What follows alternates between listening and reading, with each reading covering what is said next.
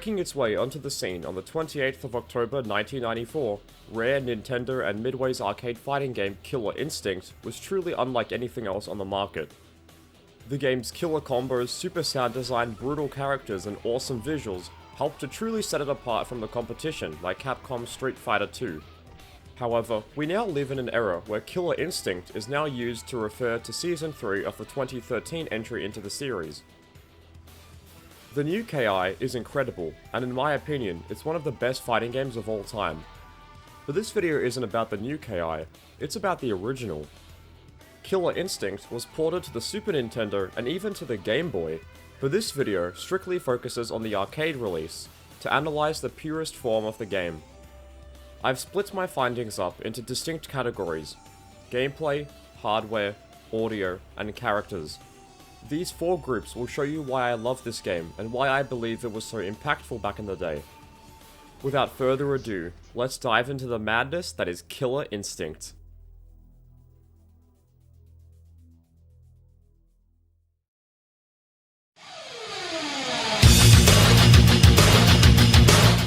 Let's begin with the gameplay of Killer Instinct.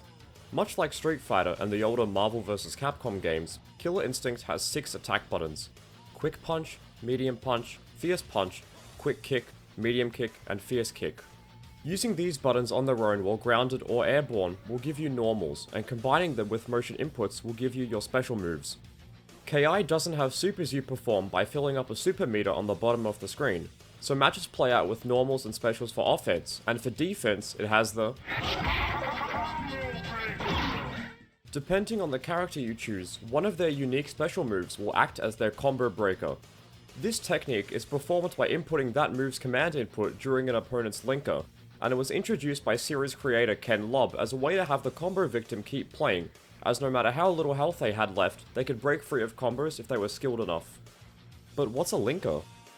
That brings me to the very unique combo system of KI. Here's how it works. A combo will start off with an opener, which is a special move or a jumping attack that leaves the opponent open for a combo. After connecting with an opener, you perform a continua, which is usually a button and stick input to do a few extra hits on the ground.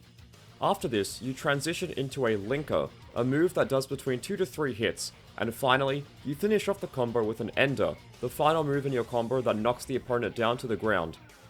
Because this combo system is so eccentric and unlike anything else in fighting games, it does take some time to get used to, but when you do wrap your head around it, you can perform some truly devastating combos.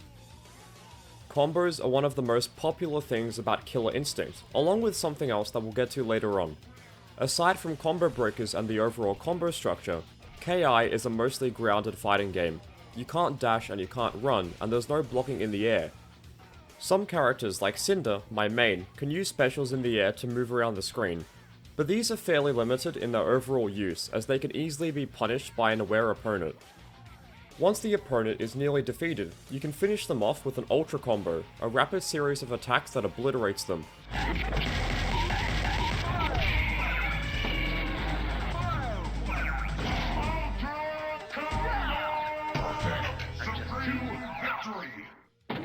Keeping in line with the 90s, KI also has no mercy moves, which are less violent, Mortal Kombat style fatalities, and humiliation, a finishing move where you make your opponent get down to a bangin' tune.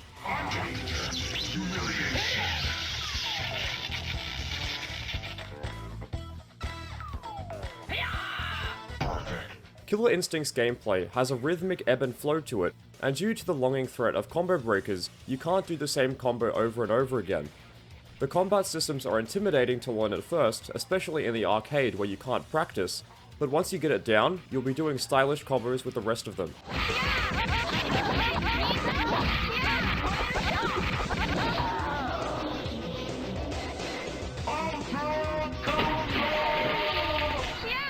But why do the gameplay mechanics make Killer Instinct stand out?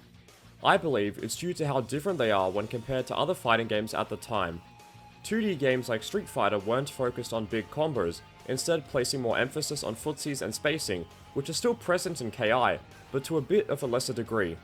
Street Fighter 2's combos don't go on for nearly as long as the ones in KI, and there's no breaker system in Street Fighter, so you're forced to watch them play out. Another innovation is the removal of rounds. When a character loses their health bar, they fall over, wait a bit, and then get up with a second health bar. The player who loses both of their health bars first loses the match. When you deplete your opponent's first health bar, you don't regain any health, so you're stuck with however much health you have. Even today, Killer Instinct's gameplay is unlike any other fighting game I've played, and its uniqueness is its greatest strength. You may have noticed by now, but Killer Instinct's graphics are a bit of an enigma. They're presented on a 2D plane, but they're not pixelated sprites like in Street Fighter or the King of Fighters, and they're not 3D polygonal models like in Tekken or Dead or Alive. So what exactly are they? Part of the mystique surrounding Killer Instincts back in the day was that nobody really knew. People thought that the game was animated using claymation or some other unconventional animation type, but the reality is that the characters are pre-rendered sprites that were created using Silicon Graphics Computers, or SGIs for short. Back in the 1990s, SGIs were very high-end computers, and they were used to create the CGI in Jurassic Park, and from 1995 to 2002, every single film that was nominated for the Academy Award of Distinguished Achievement in Visual Effects were created using SGIs. Rare's decision to use such advanced technology to create the characters for their brand new IP that had no pre-existing brand recognition was a ballsy one, but it paid off, as the game's visuals and effects wowed audiences in the arcades, compelling them to put another quarter into the machine to keep playing.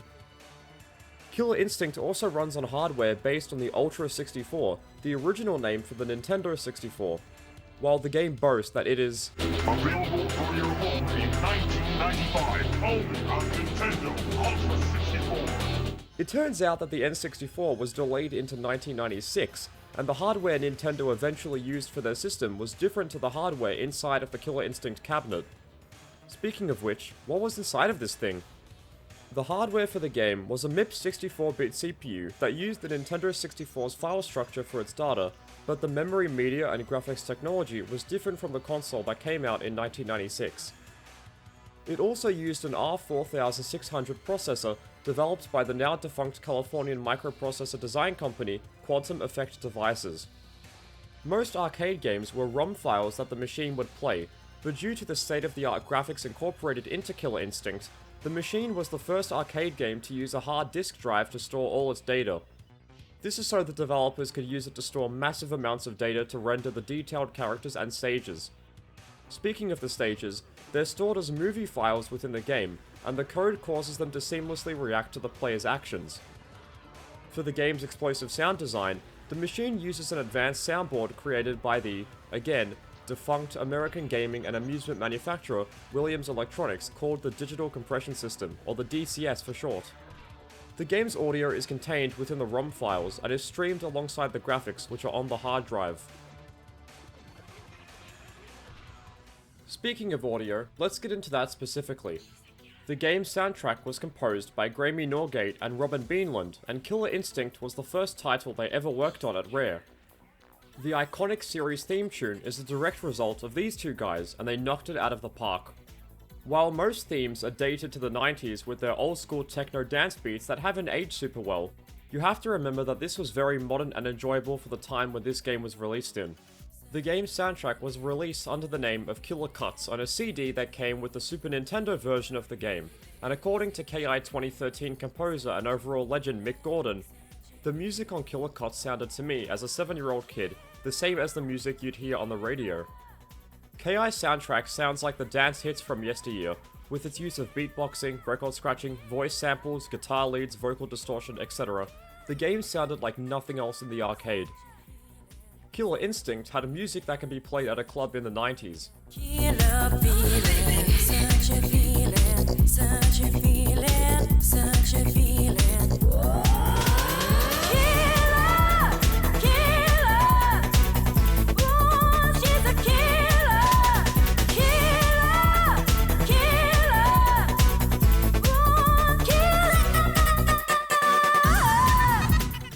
You just heard Orchid's theme, and the lead vocals combined with a backing track would sound super dated if it were created today.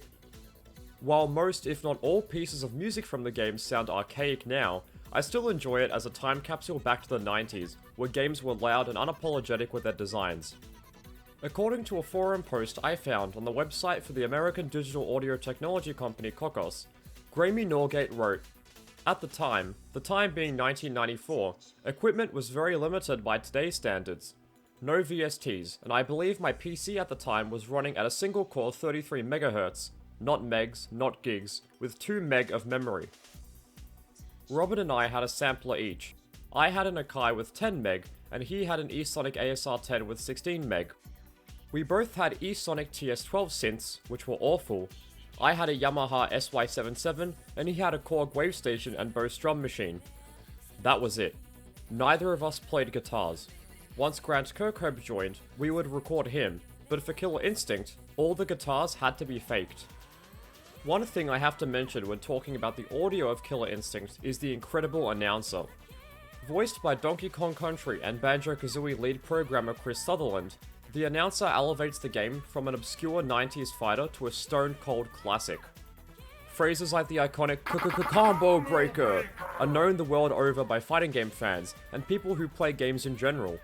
The best way for me to describe it is that it sounds like the announcer is right there next to you, screaming violently into your ear as you play the game to raise tension and increase satisfaction once you land a devastating ultra.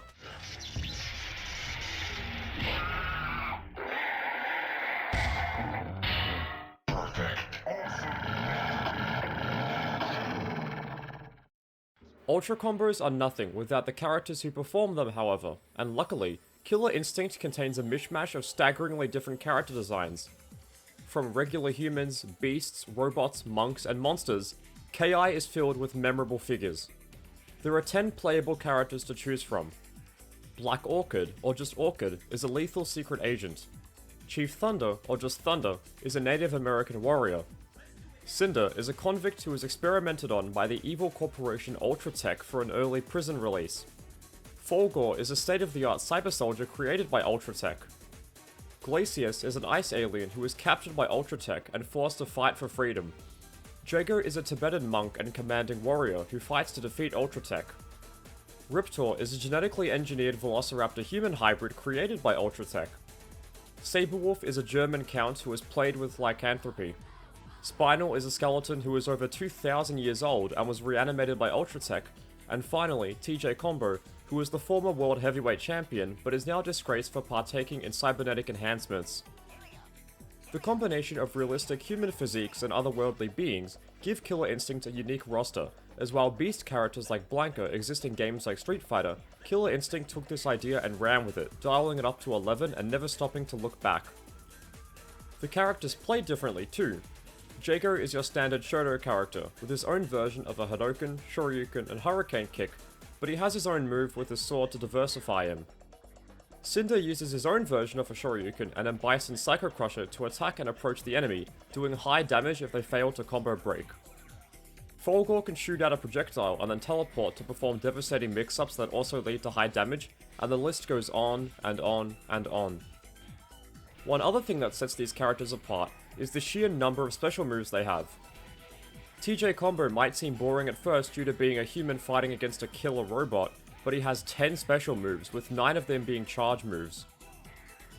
Spinal has 11 special moves, having the most in the entire game, and as such, he's a complicated character to wrap your head around. It doesn't matter who you pick in Killer Instinct, as all of the characters have something explosive to use in battle. From Orchid's Jaguar transformation, Riptor's spin attacks, and Cinder's Infinite, which had to be patched out of the game, Killer Instinct delivers on its promises of insane spectacle.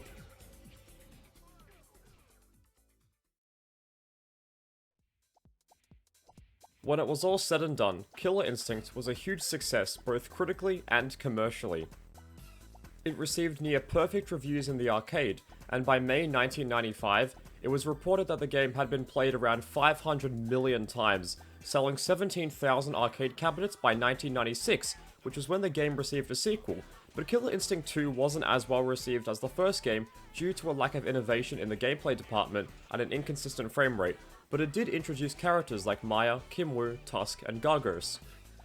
The series finally made its way onto the Nintendo 64 with Killer Instinct Gold, a home version of KI2, which was also released in 1996, and it had some extra modes and reworked stages. It's been said that a third game in the series was planned internally at Rare in 1998, but it was quietly cancelled due to the waning popularity of the Killer Instinct series and arcades in general. Online rumors started to pop up in the early 2000s about Rare finally making Killer Instinct 3 for the Xbox 360, but this claim was rejected by Rare on the internet, dooming the series to rot in the pits of obscurity for the foreseeable future, as other fighting games like Street Fighter, Tekken, and the King of Fighters consistently received new entries.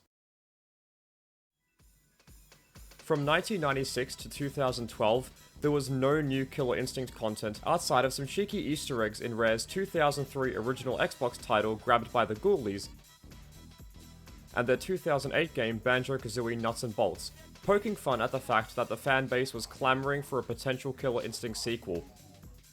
The series lay dormant until it was revived by Microsoft and Double Helix in 2013 as a launch title for the Xbox One. 10 years later, and while the fanbase is once again clamoring for a sequel to a now 10-year-old game, it's much more likely that the series will once again make a grand return onto modern hardware due to the overwhelming success of the most recent game.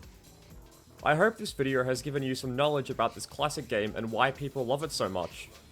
It's not perfect, but for an old school arcade fighting game that's very dated by today's standards both visually and sonically, I can't help but think the developers at Rare created one of the most unique and memorable fighting games ever made, all while having never made a fighting game before, and it's crazy how Nintendo allowed a violent fighting game with a name such as Killer Instinct to be released with their logo smack dab in the middle. Other than the 2013 Killer Instinct, no mainstream fighting game has tried to replicate KI's skill-based combo breaker system, combo structure, violent announcer, original way to display graphics, auto combos, and much more, championing the original KI as a first-rate arcade experience that has to be seen and played to be believed. And I have to say, it's pretty killer.